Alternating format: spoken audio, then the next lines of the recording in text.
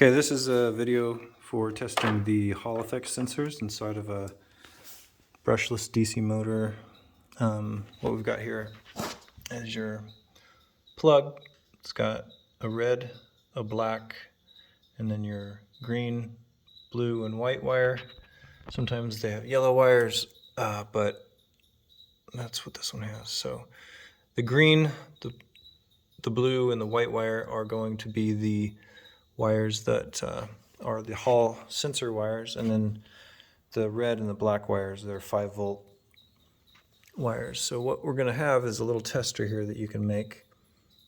Now this thing is just an LED light with 2 wires, and this one I put a resistor in. I don't know if you actually need this if you're not too worried about blowing your LED up. I don't know that you should worry about it, but this is probably a 1000 ohm resistor, and this thing just keeps too much current going into this bulb, but it honestly probably doesn't matter. So what we've got here is on the negative end, we've got a little sewing needle soldered on there. And so what I do is, if you can see this, I put the sewing needle in the negative, the black end, and just to test that you get power, and the controller should be on at this point. You're going to have power to this thing, so make sure your battery's on, your controller's on, and everything. Plug in the red wire, and you get a little glow. Okay, so you got power. So this is just 5 volts. So you go to the next one, the green, and you should have a glow. If really what we're looking for is a blinking glow. So I'm going to spin the wheel, and you get a blink, on, off, on, off. So that's working right. So we'll go to the next one. Try not to cross your wires. Don't short it out. Next we've got a blue. And I've already done this, so I know that the blue has a bit of a problem. If we do the blue, it stays lit, even if I spin the wheel. And if I can hold this for you.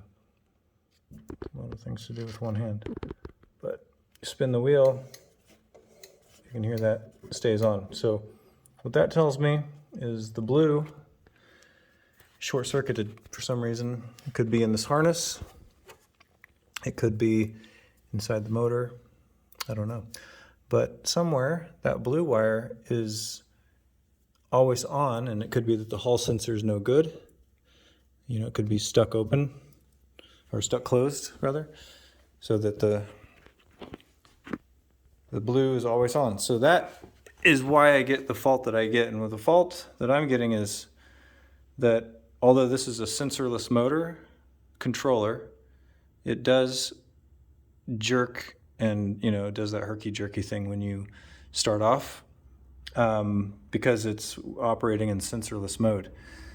So if you don't have a sensorless motor controller, then it's really not going to go at all. It's just going to be a big problem. So that's how you do it. You test those 3 wires. You put the black probe in the negative, the black side, and then you put the red positive side into each of the 3